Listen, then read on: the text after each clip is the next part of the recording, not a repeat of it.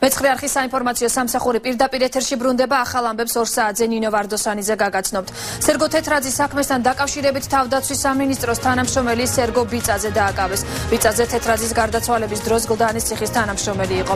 ადვოკატის ინფორმაციით ბიწაძეს ბრალი უკვე წარადგინა სისხლის სამართლის კოდექსის 333 მუხლის პირველი ნაწილით. ალექსანდრე მუხაძესთან ერთად ის ბრალდებულია გლდანის ციხიდან ხელბორკილებით სერგო თეთრაძის გამოყვანაში. თეთრაძე ციხეში ნასე მდგომარეობაში დააბრუნეს, რის შედეგადაც ის გარდაიცვალა.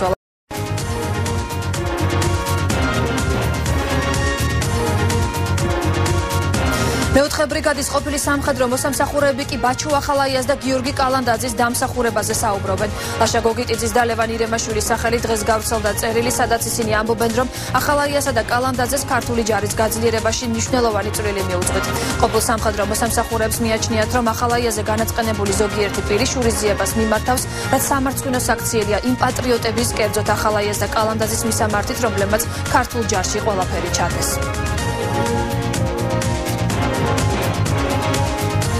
საქართველოს მთავარი რაბინი ავიშაი ბათაშვილი საქართველოსა და ისრაელის სახელმწიფოს შორის ბოლო დღეებში განვითარებულ მოვლენებთან დაკავშირებით მიმართვას ავრცელებს. სურვილი მაქვს მხარი დავუჭიროს საქართველოსა და ისრაელის ლიდერებს და სახელმწიფოს მეთაურებს გააგრძელონ აქამდე არსებული კავშირები, როგორც ეს უხსოვარი დროიდან იყო. ნათქვამია განცხადებაში. საქართველოს მთავარი რაბინი დარწმუნებულია, რომ ამ ორი ქვეყნის ლიდერების ურთიერთგაგებითა და ტოლერანტობით ებრაელთა და ქართველთა ერთობა კიდევ მრავალი წლის განმავლობაში გაგრძელდება. სამართლიანი არჩევნების და დემოკრატიის საერთაშორისო საზოგადოებამ საზოგადოებრივი ჩართულობის შესახებ პროექტის შემაჯამებელი პრეზენტაცია გამართა. მონიტორინგის შედეგად გამოვლინდა, რომ ადგილობრივი თვითმმართველობის ხდომების შესახებ მოსახლეობის ინფორმირება დროულად ხდებოდა. მხოლოდ 3 შემთხვევა დაფიქსირდა ახალციხის გარდაბნის და თეთრიწყაროს მუნიციპალიტეტში, სადაც მოსახლეობა საკრებულოს ხდომის შესახებ წინასწარ არ აცნობეს. პროექტი შვედეთის განვითარების საერთაშორისო სააგენტოსა და ევრაზიის თანამშრომლობის ფონდის ფინანსური მხარდაჭერით განხორციელდა. სამართლიანი არჩევნები საქართველოს 2 რეგიონში, 3 რეგიონში, ქვემო ქართლში, შიდა ქართლში და სამცხე-ჯავახეთში ახორციელებდა მთელი საქმიანობებს, რომელიც მიმართული იყო ადგილობრივი მოსახლეობის, აქტიური მოქალაქეების, სამოქალაქო საზოგადოების წარმომადგენლებისა და ჟურნალისტების გააქტიურებისაკენ, რათა მათ თავად განეხორციელებინათ ადგილობრივი თვითმმართველობის საქმიანობის მონიტორინგი და უშუალო მონაწილეობა მიიღოთ ადგილობრივ დონეზე გადაწყვეტილების მიღების პროცესში. ეს საქმიანობა მიმართული იყო იმისკენ, რომ თავად საზოგადოებას აიღო პასუხისმგებლობა და ყოფილიყო უფრო მეტად ჩართული მათთვის მნიშვნელოვანი პროცესების მოგვარებაში. ადგილობრივ ბაზარზე საწვავის ფასი აღარ შემცირდება, რომ პეტროლის კომერციული დირექტორი ამბობს, რომ საწვავზე და დიზელზე ფასების შემცირებას არ გეგმავს. იგივე განცხადებას აკეთებს გალფის წარმომადგენელიც, მისი თქმით, საწვავზე ფასი დაახლოებით 8 თეთრით შემცირდა. ამიერიდან კი ტარიფის დაწევა არ იგეგმება, იმის რესურსი, რომ ფასი დავწიოთ, არ არსებობს, თუმცა ბიზნესი ცვალებადია და გრძელვადიან პროგნოზს ვერ გავაკეთებთ, აცხადებენ კომპანიაში. ეროვნულ-დემოკრატიული პარტიის ლიდერი ბაჩუკი ქარდავა არჩევნების გზით ხელისუფლების შეცვლას წარმატებულად აფასებს. პარტიის ლიდერი უახლოეს მომავალში პოლიტიკურ დაფაზე სხვა განლაგებას არ გამორიცხავს. ეროვნულ-დემოკრატიული პარტიის ლიდერმა ქართული ოცნების დაპირებებზე ისაუბრა და განმარტა, რომ მოკლე დროში დაპირებების შეუსრულებლობის შემთხვევაში საზოგადოება ხელისუფლების კრიტიკას დაიწყებს. პარტიის ლიდერმა ტარიფების თემაზეც გაამახვილა ყურადღება და განაცხადა, რომ ქართული ოცნების დაპირება გადასახადების მკვეთრ შემცირებასთან დაკავშირებით შეუძლებელია. ბაჩუკი ქარდავა რუსეთს საქართველოს ურთიერთობა საკითხად შეეხო და აღნიშნა, რომ რუსეთი აფხაზეთს და ცხინვალის რეგიონს საქართველოს ნაწილად არ აღიარებს. ხელისუფლების ცვლილება იმ ფორმით, რა ფორმითაც პირველად მოხდა ქვეყანაში, იძლევა იმის საშუალებას, რომ ძალიან ბევრი პოლიტიკური გადაჯგუფებები ნორმალურ პოლიტიკურ კალაპოტში მოხდეს ქვეყანაში და ეს მხოლოდ სიკეთის პორტალია. საზოგადოება ელოდება იმდენ უფრო მეტი, ვიდრე ეს იყო თქვა ვარდების რევოლუციის შემდეგ და განსაკუთრებით ეს მოლოდინი არის სოციალურ პრობლემებთან მიმართებაში და იმდენად მაღალია ხარისხი და საზოგადოების განწყობა, რომ სულ მალე მათი თითოეული ცხოვრება შეიცვლება სოციალური კუთხით, რომ ეს მაღალი ხარისხი ბუნებრივია ამოკლებს დროს არსებული ახალი ხელისუფლებისთვის, იმისას, რომ დიდი ხანი მათ ალბათ საზოგადოება და ეს ნაწილი საზოგადოების, რომელსაც დიდი მოლოდინი აქვს, დიდი ხნით მათ არ დაელოდება. VTB ბანკი იანვრიდან მომხმარებელს სესხის აღების ახალ პირობებს შესთავაზებს. Შეიძლება საკრედიტო ბარათებით სარგებლობის პირობები და გაუმჯობესდება მაღაზიებიდან სხვადასხვა სამომხმარებლო ნივთის განვადებით გატანის პირობებიც. სრულილებები ბანკმა მას შემდეგ დაგეგმა, რაც წლევანდელი აქციების სამომხმარებლო სესხებზე დეპოზიტებსა და მცირე და საშუალო ბიზნესის სესხებზე წარმატებით დასრულდა. აქციების შედეგად ბანკის მომხმარებლების რაოდენობა 2400 ადამიანით გაიზარდა. VTB ბანკის წარმომადგენელთა განცხადებით, ეს ის ადამიანები არიან, რომლებმაც თანხა სხვა ბანკებიდან VTB ბანკში აქციის მიმდინარეობის დროს გადაიტანეს. შედეგი იყო ძალიან შთამბეჭდავი. მხოლოდ ამ აქციის დროს ზრდამ შეადგინა 20 მილიონი ლარი და ჩვენ წლის ბოლომდე ველოდებით ამ აქციის გარდაც მაღალ მოთხოვნილებას, იმიტომ რომ არის ხალხი, ვინც აქციის პერიოდში განსაკუთრებით ბიზნეს სესხებზე განაცხადები შემოიტანა, ხოლო მათ დაუმტკიცდებათ ეს განაცხადები და წლის ბოლომდე შეიძლება დამთახების ადრესება. ახალი ამბებით 3 საათზე დაუბრუნდებით, დაელოდეთ მოვლენების განვითარებას ჩვენთან ერთად. მეცხრე არხის საინფორმაციო სამსახური პირდაპირ ეთერში ბრუნდება. ახალ ამბებს 3 საათზე ნინო ვარდოსანიძე გაგაცნობთ. გრიფით საიდუმლო მოიხსნა გახმაურებულ ავტომატების საქმეს. საქართველოს თავდაცვის სამინისტრო აკმაყოფილებს საზოგადოების მაღალ ინტერესს სამინისტროს შესყიდვებთან დაკავშირებით და ოფიციალურ განცხადებას აკეთებს. თავდაცვის სამინისტროს ჩვენ პირდაპირ ეთერში ვრთავთ.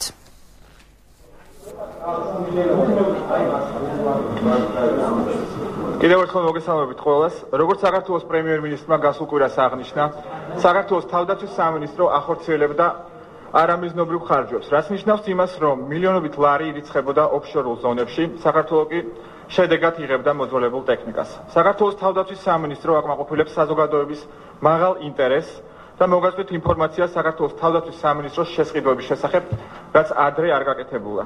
გრიფით საიდუმლო მოეხსნა ავტომატების საქმეს. საქართველოს თავდაცვის სამინისტროს გენერალური ინსპექციის სამსახურეობრივი შემოწმების შედეგად გაირკვა, რომ საქართველოს თავდაცვის სამინისტრომ ბაჩანა ახალაიას ხელმძღვანელობის პერიოდში შეიძინა AK-47 და AKS-47 ტიპის მოძველებული, მეორადი, შეღებილი და ზოგიერთ შემთხვევაში კუსტარულად შეკეთებული ავტომატური ცეცხლსროლი იარაღი. დოკუმენტების თანახმად, ერთ ცალ ავტომატში გადახდილია 290 евро.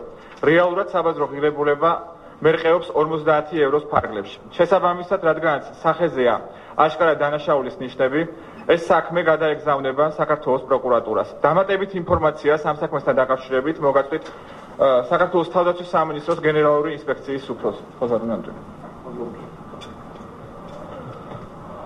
როგორც მოგახსენეთ, ესე იგი შესყიდული იარაღის საერთო რაოდენობა არის რამდენიმე ათეული 1000 ცალი. მასში საერთო ჯამში გადახდილია 12 მილიონამდე ევროს ეკვივალენტი ლარებში. რაც შეეხება თვითონ ვიზუალურ მხარეს შეიარაღებისა, ვერანაირ კრიტიკას ვერ უძლებს და პირველივე შეხედვით ეს არის ხმარებაში დამყოფი ავტომატური ცეცხლსასროლი იარაღი. შესაბამისად, რადგანაც უკვე ცდება გენერალური ინსპექციის კომპეტენციას და საქმე გვაქვს აშკარა დანაშაულის ნიშნებთან, იგზავნება მასალები საქართველოს მთავარ პროკურატურაში, სადაც შესაბამისი ძიების შემდეგ უკვე იქნება სამართლებრივი შეფასება. მადლობთ. როგორ კომპანიის მოდით დაველოდოთ გამოძიების დასრულებას. არის ოფშორში დარეგისტრირებული კომპანია, პანამის ოფშორში, დღეს არ დავასახელებ აღნიშნულ კომპანიას. ამ შეუძლებელი ამიერების საბრძოლო მოხდენების ჩართვა, ასე ვთქვათ, რეალიზებულია ამ ვიზუალური დათვალიერებით აშკარად საქმე გვაქვს ნახმარ იარაღთან, რომელიც ამ ფასად ჩვენი ვარაუდით არ უნდა ყოფილიყო შეძენილი. მის საბრძოლო და ტაქტიკურ ტექნიკურ მახასიათებლებს გამოძიება გაარკვევს შესაბამისი საპროცესო მოქმედებები. და გარდა ამაზე ახლა ეს ვისი ბრალდება შეიძლება გამოიყენოს, მხოლოდ ესეთი პიროვნება გავიცავთ. ცხადია, პირდაპირ მინისტრი არ ახორციელებს ამ მოქმედებებს, შესაბამისად ეს უკვე საგამოძიებო მოქმედებების სფეროა. ჩვენ ვატარებდით სამსახურებრივ შემოწმებას, გამოიკვეთა დანაშაულის ნიშნები, რის შედეგადაც ვალდებული ვართ ვაცნობოთ სამართალდამცავ ორგანოებს. ასეც დღესდღეობით წარმოადგენს საქართველოს მთავარი პროკურატურა. სამსახურებრივი შემოწმებით არ იკვეთება ბრალეულობა, იკვეთება გადაცდომა, რომელიც იგზავნება სამართალდამცავ ორგანოებში. ამიტომ დღეს მოკლებული ვარ შესაძლებლობას დავაკმაყოფილო თქვენი ცნობის მოყვარეობა ამ თაობას. ჩვენი ვარაუდით აშკარად კორუფციულ გარიგებას უნდა ჰქონდეს ადგილი, ვინაიდან საბაზრო ღირებულებაზე მეტად არის ავტომატები შეძენილი ერთის მხრივ, მეორეს მხრივ კი მათი ვიზუალური მახასიათებელი არ აკმაყოფილებს დადგენილ სტანდარტებს.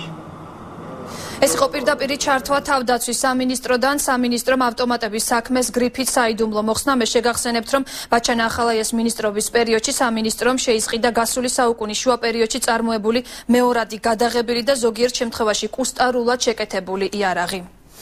გაათავისუფლებენ თუ არა ახმედ ჩატაევს ჩეჩენი პატიმრის შესახებ გადაწყვეტილებას მთავარი პროკურატურა გაახმაურებს. საქმის განხილვა საქალაქო სასამართლოში უკვე 1 საათია მიმდინარეობს. ახმედ ჩატაევი ლაფანყურის სპეცოპერაციის შემდეგ დააკავეს, მას ასაფეთქებელი ნივთიერებების უკანონო შეძენა შენახვაში ედება ბრალი. უფლებადამცველები ახმედ ჩატაევს უკანონო პატიმრად მიიჩნევენ და მის დაუყოვნებლივ გათავისუფლებას ითხოვენ. გიორგი მანჯავიძე იმყოფება სასამართლოსთან. გიორგი, ხომ არ გახდა შენთვის ცნობილი პროკურატურის გადაწყვეტილება? კი ბატონო ნინო, სასამართლოზე ამ წუთებში შესვენება გამოცხადდა და ჩვენ უბრალოდ დრო ვიხელთეთ, რომ ეს ინფორმაცია მოგვეწოდებინა თქვენთვის. ახმედ ჩატაევს ამკვეთი ღონისძიება სავარაუდოდ გირაოთი შეეცვლება.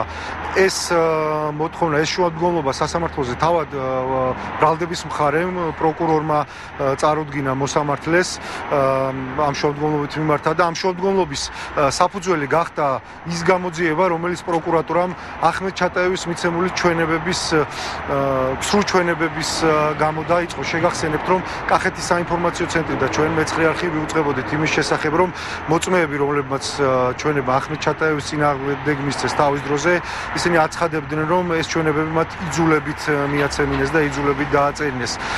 სასამართლო შესულია გადაწყვეტილების გამოსატანად, სავარაუდოდ სასამართლო ამ გადაწყვეტილებას გამოიტანს და ახმედ ჩატაევს 5,000 ლარის გადახდის შემდეგ გვდანის მე-18 საპრობილიდან უკვე გაათავისუფლებენ.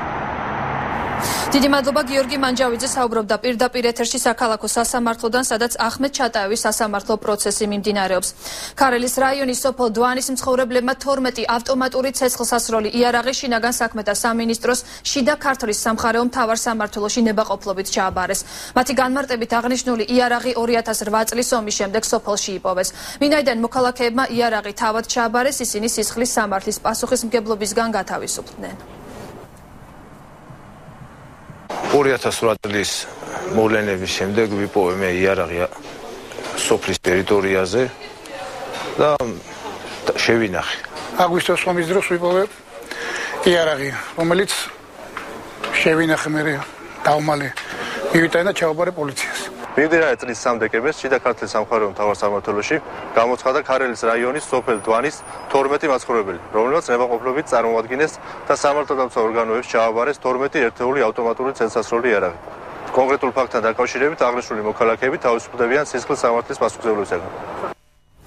სახალხო დამცველის კანდიდატი უჩა ნანუაშვილი ადამიანის უფლებათა დაცვის და სამოქალაქო ინტეგრაციის კომიტეტის წევრების შეკითხვებს პასუხობდა. ნანუაშვილმა კომიტეტის წევრებს სახალხო დამცველის საქმიანობასთან დაკავშირებით თავისი ხედვა გააცნო. ამ წუთებში კი ნანუაშვილი უკვე საპარლამენტო უმცირესობას ხვდება ომბუდსმენის პოსტზე, მისი დანიშვნის შესახებ ხვალ პლენარულ სხდომაზე იმსჯელებენ. ნანუაშვილის კანდიდატურას აქტიურად უჭერს მხარს უმრავლესობა. ძალიან დიდი ხანია ადამიანის უფლებების დაცვის სფეროში მუშაობს. ძალიან დიდი გამოცდილება აქვს როგორც უფლება დამცველ სამოქალაქო სექტორში. ძალიან ბევრი წელია ის იბრძვის პოლიტიკური დევნის წინააღმდეგ ადამიანის უფლებების დაცვის სფეროში და ძალიან კარგი საერთაშორისო კონტაქტები აქვს. ის ბოლო წლები ძალიან აქტიურად თანამშრომლობდა ევროსტრუქტურებთან, მას საკმაოდ მაღალი ნდობა აქვს, ძალიან დიდი რეპუტაცია აქვს უფლება დამცველებში და მისი კვალიფიკაცია, გამოცდილება, კომუნიკაცია, სანდოობა გვაძლევს საფუძველს ვიფიქროთ, რომ საქართველოს ეყოლება ძალიან კარგი სახალხო დამცველი. გავაცნობ ჩემს ხედვას, როგორ წარმომიდგენია, როგორ უნდა იფუნქციონიროს ამ ინსტიტუტმა მომავალში და მექნება ასევე კითხვებზე გავცემ პასუხს, რა კითხვებიც ექნება კომიტეტის წევრებს. თავი პრიორიტეტები არის ის, რომ ეს ოფისი უნდა გახდეს მაქსიმალურად ეფექტური, უნდა შეიცვალოს მისი ფუნქცია, იყოს უფრო მეტად პროაქტიული და რაც შეიძლება მეტი ორგანიზაცია, მეტი ჯგუფი საზოგადოებრივი უნდა იყოს ჩართული სახალხო დამცველის საქმიანობაში, არ უნდა იყოს იზოლირებული საზოგადოებისგან. პარლამენტის თავმჯდომარე ევროპის საბჭოს საპარლამენტო ასამბლეის წარმომადგენლებს შეხვდა დავით უსუფაშვილმა ქვეყანაში მიმდინარე მოვლენების შესახებ ისაუბრა. საუბარი შეეხო იმას, თუ რამდენად მყარია ქვეყნის პრეზიდენტსა და საკანონმდებლო ორგანოს შორის ურთიერთობა. უსუფაშვილის თქმით, შეხვედრაზე იმ ვალდებულებებზეც გაამახვილეს ყურადღება, რომელიც საქართველოს ევროსაბჭოს წინაშე აქვს აღებული. საუბარი შეეხო ძალიან ბევრ საკითხს. პირველ რიგში საარჩევნო შედეგების ანალიზს იმას თუ როგორ ვახერხებთ ჩვენ ახალი ხელისუფლება ურთიერთობას პრეზიდენტთან, რომელიც ოპოზიციის ლიდერია, ეს სიახლეა ქვეყნისთვის. საკითხები შეეხო ამ თემას, რამდენად მყარია ფუნდამენტი თანაარსებობისთვის. მე მოახსენე სტუმრებს, რომ სასურველი იქნება ამ ფუნდამენტის გამყარება, რათა კონკრეტულ საკითხებზე განსხვავებული აზრის შემთხვევაში არ მოხდეს იმ გადაწყვეტილებების მიღების შეფერხება, რაც აუცილებელია ქვეყნის განვითარებისთვის და ასევე ევროსაბჭოსთან ნაკისრი ვალდებულების შესრულებისთვის. სახელმწიფო დაცვის სამსახური პრეზიდენტს აღარ უნდა დაექვემდებაროს კანონში ცვლილების შესახებ დღეს პარლამენტის თავდაცვის და უშიშროების კომიტეტში იმსჯერეს. ინიციატივას უმცირესობა არაკონსტიტუციურს უწოდებს. დეპუტატებმა დღესვე თავდაცვის და უშიშროების კომიტეტთან არსებული სპეციალური ნდობის ჯგუფის შექმნაზეც ისაუბრეს. აღნიშნული ჯგუფი უმრავლესობის და უმცირესობის წევრებით დაკომპლექტდება და მისი ფუნქცია სამხედრო შესყიდვების ზედამხედველობა იქნება. ნდობის ჯგუფის ძირითადი ფუნქცია არის საიდუმლო დოკუმენტაციის გაცნობა, მათ შორის განსაკუთრებით, რომელიც შეეხება სამხედრო შესყიდვებს. ეს არის ძალიან მნიშვნელოვანი და ეფექტური მექანიზმი საპარლამენტო კონტროლის. ბიუროზე ეს საკითხი დადგა, ველოდებით შესაბამისი ასე ვთქვათ, წარმომადგენლობის დასახელებას და უკვე სესიაზე გახდება ცნობილი თუ ვინ იქნება წარდგენილი შესაბამისი ჯგუფების მიხედვით. უმცირესობას თავისი კვოტა აქვს, იქნება წარმოდგენილი. საკითხი ეხება ფინანსურ მხარეს, ანუ თავდაცვის ბიუჯეტის ისეთ მუხლებს, რომლებიც სახელმწიფო საიდუმლოებას წარმოადგენს. სწორედ ეს ნდობის ჯგუფი იხილავს ამ მუხლებს, იხილავს ხარჯებს, აკონტროლებს ამ ხარჯებს და მისი დასკვნა აუცილებელი არის მე უკვე პარლამენტისათვის ბიუჯეტის მიღების დროს. სერგო თეთრაძის საქმესთან დაკავშირებით თავდაცვის სამინისტროს თანამშრომელი სერგო ბიწაძე დააკავეს. ბიწაძე თეთრაძის გარდაცვალების დროს გლდანის ციხის თანამშრომელი იყო. ადვოკატის ინფორმაციით ბიწაძეს ბრალი უკვე წარედგინა სისხლის სამართლის კოდექსის 333 მუხლის პირველი ნაწილით. ალექსანდრე მუხაძესთან ერთად ის ბრალდებულია გლდანის ციხიდან ხელბორკილებით სერგო თეთრაძის გამოყვანაში. თეთრაძე ციხეში ნაცემ მდგომარეობაში დააბრუნეს, რის შედეგადაც ის გარდაიცვალა. სერგო თეთრაძის საქმის გამოძიება მთავარმა პროკურატურამ 14 ნოემბერს განაახლა. აქცია ბიძინა ივანიშვილის ბიზნეს ცენტრთან ამ წუთებში რკინიგზის საავადმყოფოში შეჭრილი სოციალურად დაუცველი პირები მათ საცხოვრებელ შენობაში დენის და გაზის შეყვანის მოთხოვნით აქციას მართავენ. 30-მდე პირი საკუთარი პრობლემების და მოთხოვნების გაცნობის მიზნით პრემიერ-მინისტრთან შეხვედრას ითხოვენ. ადგილზე მობილიზებულია საპატრულო პოლიცია, რომელიც აქციის მონაწილეებს დაშლისკენ მოუწოდებს. აქციის მონაწილეების განცხადებით მათი მოთხოვნების დაუკმაყოფილებლობის შემთხვევაში აქციას არ შეწყვეტენ. ჩვენ არ მოვსულვართ აქ ბიძინა ივანიშვილთან მოთხოვნით, ჩვენ მოვედით თხოვნით, ჩაგვირთოს ელემენტარული შუქი.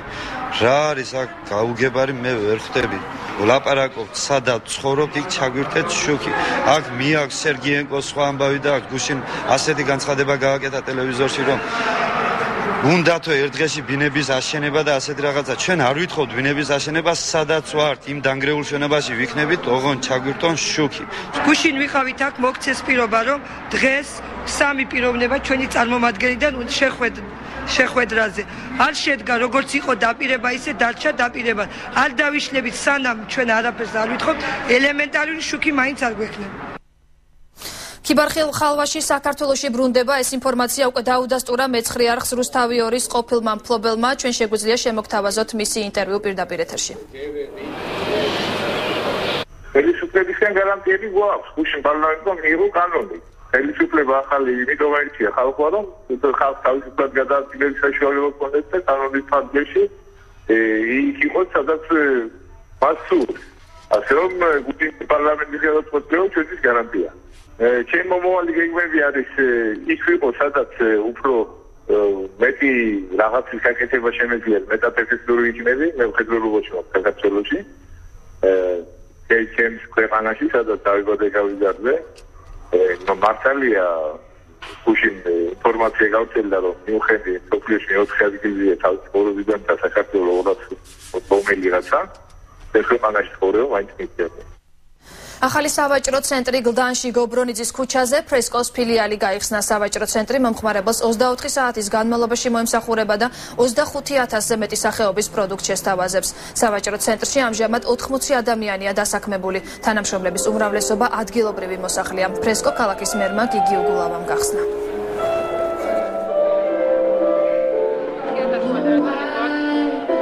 ქალაქის გარეუბნებში უნდა არსებობდეს მაღალი სტანდარტი და მეორე მხრივ სიმრავლე ასეთი ობიექტების იძლევა კონკურენციას, კონკურენცია იძლევა ხელმისაწვდომ ფასებს, იმიტომ მთელი პროდუქტებზე, მათ შორის პირველადი მოხმარების პროდუქტებზე აქ არის 10-15% დაბალი ფასები, ამიტომ ყველაფერი ეს ერთიანობაში ძალიან მნიშვნელოვანია ქალაქის სინქრონული განვითარებისთვის. ამ ობიექტის გახსნისას, როგორც წინა ობიექტზე, ჩვენ მერიის დასაქმების პროგრამის საშუალებითაც საკმაოდ დიდი რაოდენობის თანამშრომლები მივიღეთ, ასე რომ ძალიან გვეხმარება ადგილობრივი მუნიციპალიტეტი, ჩვენ კი ჩვენ საქმეს ვაკეთებთ და ემსახურებით მომხმარებელს საკმაოდ დაბალი ფასებით. შიმშილობის მერვე დღე ლანჩხუთში აქციის მონაწილეები ადგილობრივი ხელისუფლების და პრეზიდენტის გადადგომის მოთხოვნით ერთ კვირაზე მეტია შიმშილობენ. აქციის მონაწილეებმა მიხეილ სააკაშვილის გადადგომის მოთხოვნით ხელმოწერების შეგროვებაც დაიწყეს. იმ შემთხვევაში თუ მათ მოთხოვნებს არ გაითვალისწინებენ, აქციის მონაწილეები შიმშილობის გაგრძელებას და მასშტაბურ აქციებს გეგმავენ. ადგილობრივი ხელისუფლება აღნიშნულ ფაქტზე კომენტარს არ აკეთებს. იგივე რჩება ჩვენი მოთხოვნები გადადგეს, ასკურავა გადადგეს. საკრებულოს თავმჯდომარე გუბერნატორი და პრეზიდენტი სააკაშვილი. მოთხოვნები არ დაკმაყოფილდა იმ შემთხვევაში რას აპირებთ, როგორ განაგრძობთ აქციებს? აუცილებლად გადავართ მკაცრ მშრალ შიმშილზე და გადავინაცვლებთ უახლოს ხმელეთს. შეიძლება შემიძლია შევხვდეთ. ქონდა ჩვენ კიდევ ერთი ასეთი მოთხოვნა, რომ უფლებამოსილების შეკვეცა პრეზიდენტის და რამდენადაც გავიგეთ ნაციონალური მოძრაობის პრეზიდენტი დათვლით იმას მიხეილ სააკაშვილს და უფლებებს იკვეცავს თავისი სრულია ეს და მე მგონი ეს ერთ-ერთი წინადადგმული ნაბიჯი იქნება წყალ თავისი განცხადებიდან გამომდინარე. გაუმართავი ელექტროსადენების გამო ლანჩხუთის სოფელ აკეთში ხანძარი გაჩნდა და სახლი დაიწვა. შემთხვევას მსხვერპლი არ მოჰყოლია, თუმცა შავაძეების ოჯახი ღია ცის ქვეშ აღმოჩნდა. ცეცხლი დაახლოებით ღამის 2 საათზე გაჩნდა, რის შედეგადაც სახლი მთლიანად დაიწვა. დაზარალებულებმა დახმარებისათვის ადგილობრივ თვითმმართველობას მიმართეს. მუნიციპალიტეტში აცხადებენ, რომ ამ ეტაპზე ბიუჯეტში ზარალი სასანაზღაურებელი თანხა არ არის. შავაძეებს ლანჩხუთის გამგეობა დროებითი საცხოვრებელი ფართის ქირით უზრუნველყოფს. კაცუნისმა, რაფერცროლისმა, იმფერი მომესმა ღამე. და გამოვხედე პანჯარაში, ადიოდა ცეხლი სახლზე და გამევიქეცით და მე ვიყარა მეზობლები და ვაფშე ამე არ გამოუტანიან ისე ძლივს გამოასწრეს სახლი. ვიყავით გამგეობაში დახმარებაზე 1000 და რაგიც იანვრის ბოლოს იქნებაო პარტიაცის ქვეშ დარჩენილი 4 სული არაფერი არ გვაჩნია და რა ვიცი ხა თუ დავრობა ხელისუფლება თუ არსებობს და ამ ფერ მდგომარეობას შეხედავს თუ რამეს დაგვეხმარება ძალიან კარგი იანვრის ბიუჯეტიდან იანვრის თვითონ იქნება უცებად გამოყოფილი ამ დაზარალებულისთვის შესაბამისი მოხდიდან შესაბამისი თანხა. თანხის რაოდენობას ვერ დავაკონკრეტებთ, იმიტომ რომ შემთხვევები საკმაოდ დიდია და აქედან გამომდინარე ვცდილობთ რომ მაქსიმალურად ეს თანხა გადანაწილდეს ყველა დაზარალებულზე. ალბათ ეს 1000 ლარზე ზემოთ, ქვემოთ არც შემთხვევაში არ იქნება. გორის მუნიციპალიტეტის ინფრასტრუქტურული სამსახურის უფროსისთვის ბრალი ამ დრომდე არ წაუყენებიათ. ამის შესახებ დაკავებულის ადვოკატმა ნინო შავშიშვილმა განაცხადა. მისი თქმით, გამოძიება ჯერჯერობით 322 მუხლის პირველი ნაწილით მიმდინარეობს, რაც სამსახურებრივი უფლებამოსილების ბოროტად გამოყენებას გულისხმობს და 3 წლამდე პატიმრობას ითვალისწინებს. ნინო შავშიშვილის განცხადებით, ნუკრი აბალაკის სასამართლო პროცესი სავარაუდოდ ხვალ უნდა გაიმართოს. დაკავებული არის ამ ეტაპზე ნუკრი აბალაკი, იგი დაკითხული არის, მაგრამ მას ბრალი არ აქვს წაყენებული, შესაბამისად დღეს არ ჩატარდება სასამართლო პროცესი.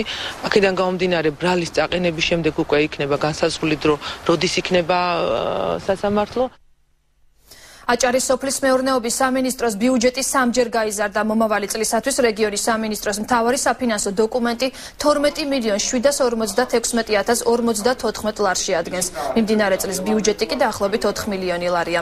ბიუჯეტის პროექტი საჯაროდ დღეს ბათუმის დემოკრატიული ჩართულობის ცენტრში განიხილეს. სოფლის მეურნეობის მინისტრის ზაურ ფუტკარაძის განცხადებით, მომავალი წლის ბიუჯეტში გათვალისწინებულია ჩაის პლანტაციების მოვლა პატრონობა, იგეგმება მისი ადგილობრივ ბაზარზე რეალიზაციაც. ფერმერების ენერგებით მომარაგება, ასევე მეცხოველეობის პროგრამების განვითარება. ჩაი, როგორც მოიხსენებათ, 100 წელზე მეტი ისტორია აქვს და ამ კონკრეტულ შემთხვევაში ვფიქრობთ, რომ ჩვენს მიერ, ანუ საქართველოში წარმოებული ჩაი უნდა უზრუნველყოს პირველ რიგში, რა თქმა უნდა, ჩვენი მოსახლეობის მოთხოვნილების დაკმაყოფილება და შემდგომში შესაძლებელი იქნება მისი ექსპორტზე გატანა. მინისტრის მიდგომა საკითხთან მოსაწონია და დადებითად შესაძლებელია, რომ ის პირველივე სიტყვებით აფასებს სიტუაციას, რომ სამინისტრო იქნება ძალიან გახსნილი ყოველი პიროვნებისთვის და ყველა ორგანიზაციისთვის, ვინც იქნება დაინტერესებული ამ დარგისთვის. სენაკის წალენჯიხის და ჩხოროწყუს შემდეგ საკრებულოს თავმჯდომარე ხობშიც გადადგა. მამუკა ჭოხონელიძე გადაწყვეტილების მიზეზზე არ საუბრობს, მაგრამ ამბობს, რომ მასზე ზეწოლა არ ყოფილა. ასევე დღეს გახდა ცნობილი, რომ საკრებულოში ნაციონალური მოძრაობის ფრაქცია დატოვა 7 წევრმა. მიუხედავად ამისა, უმრავლესობას 17 წევრით კვლავ ნაციონალები ფლობენ. საკრებულოს ახალ თავმჯდომარეს ხობში უახლოეს დღეებში რიგარეშეს ხდომაზე აირჩევენ. გითხარით.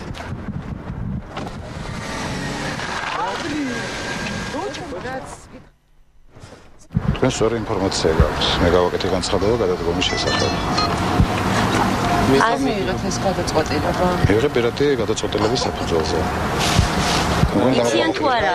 თანამშრომლებმა ბატონო, იყო თუ არა ზეწოლა ვინმეს მხრიდან? არ იყო ზეწოლა, არანაირი. საკრებულოს ყავს სულ 28 საკრებულოს წევრი. აქედან ქართული ოცნების წევრი ამ ეტაპისთვის ფრაქციის არის 4 წევრი, დანარჩენები ერთიანი ნაციონალური მოძრაობიდან რამოდენიმე ფრაქცია დატოვა დღესდღეობით, მაგრამ პარტიის დატოვებასთან დაკავშირებით ინფორმაციას მე არ ვფლობ. კვლავ საქართველო და კულტურის სიახლეები წავიდეთ თეატრში, ასე ქვია გია ბუღაძის პერსონალურ გამოფენას, რომელიც მიხეილ თუმანიშვილის სახელობის კინომსახიობთა თეატრში გაიმართა. მხატვარმა დამთვალიერებელს 25-მდე ახალი ნამუშევარი შესთავაზა. გამოფენაზე დასწრება თავისუფალია და ის თვის ბოლომდე გაგრძელდება. ზუსტად 1 წლის წინ ჩვენ გაგვიჩნდა იდეა, რომ ჩვენი თეატრის მაყურებელთა ფოიე გვექცია საგამოფენო სივრცე, სადაც თანამედროვე ქართულ მხატვრებს შესაძლებლობა ექნებოდათ გამოეფინათ თავისი ნამუშევრები და მოეწყოთ პერსონალური გამოფენები. და ჩვენ დავიწყეთ უკვე ეს დაახლოებით მე-12 ესეთი გამოფენა ამ პროექტის მიხედვით. ეს ყოველ მთავარია შევძელი რასაც ამ სივრცეში შევმეტანა ის იმპულსი, რაც მეტნაკლებად ყოველთვის მაწუხებს. მქონოდა მეჩვენებენ ეს ნამუშევრები, სადაც ფიქრობდა ვლაპარაკობ მარადისობაზე, წარუვალ ფასეულობებზე. არ ვიცი რამდენად გამოდის, მაგრამ ეს სურვილი ნამდვილად მქონდა. დაემატა ამას ჩემი 5 ბოლო პერიოდის ვიდეოები ძველი და რამდენიმე ახალი და მე მგონი გარკვეული სივრცე განწყობა შეიქმნა. მარჯანიშვილის თეატრის სცენაზე კომპოზიტორ ნანა კალანდაძის შემოქმედების 20 წლის იუბილესადმი მიძღვნილი კონცერტი გაიმართა. კონცერტში მონაწილეობა ქართული ესტრადის ვარსკვლავებმა მიიღეს. მომღერლებმა კომპოზიტორის რეპერტუარიდან კარგად ნაცნობი სიმღერები შეასრულეს. ნანა კალანდაძე მრავალი პროექტის და კონცერტის ავტორია. შემოქმედებითი საღამო თბილისის მერიის კულტურული ღონისძიებების ცენტრის მხარდაჭერით გაიმართა. 20 წელია გვანებივრებს, როგორც აღმოჩნდა, გვანებივრებს თავისი სიმღერებით, შემოქმედებით, მესაბედნიეროდ დიდი ხანია, რაც ქალბატონი ნანას სიმღერებს მღერი. დღევანდელ საღამოს ახალ სიმღერას შემოგთავაზებთ, ანსამბლ 7 კაცასთან ერთად. არის დიდი ხნის ჩემთვის დიდი ხნის ნანატრი შეხვედრა ჩემ უსაყვარლეს მეგობრებთან და მომღერლებთან და მუსიკოსებთან. რაც მე მგონი იმაზე უფრო მეტად მიხარია, ვიდრე ზოგადად რო კონცერტის ფაქტია.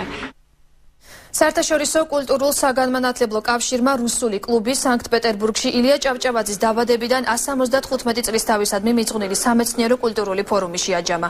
ფორუმი ფონდი რუსკი მირის მხარდაჭერით და სანქტ-პეტერბურგის სახელმწიფო უნივერსიტეტის მონაწილეობით 25-30 ნოემბერს ჩატარდა. ორგანიზატორები და ფორუმის მონაწილეები აცხადებენ, რომ მსგავსი შეხვედრები ხელშეუწყობს ორმხრივი ურთიერთობების აღდგენას. რუსული კლუბის პრეზიდენტის განცხადებით, ფორუმის მისამართით მისასალმებელი წერილი საქართველოს კათოლიკოს პატრიარქისგან და რუსეთის ფედერაციის პრეზიდენტისგანაც მიიღეს.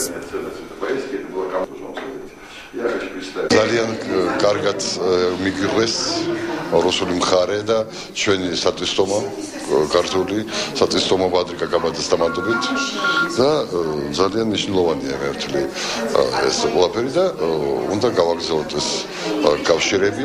ძირითადი გზავნილი რომელიც ჩვენ მივიტანეთ მატყურამდე, რასაკვირველია იყო ის, რომ საქართველო ადგას ილიას გზას, ეს არის ერთადერთი გზა, რომელსაც ჩვენი ქვეყანა ადგას და ეს გზა მიდის ტერიტორიული და ინტელექტუალური ერთობლიობისკენ და თავისუფლებისაკენ. ინფორმაციით გემშვიდობებით, მეცხრე არხის საინფორმაციო სამსახური კი ახალი ამბებით ზუსტად 4 საათზე დაბრუნდება.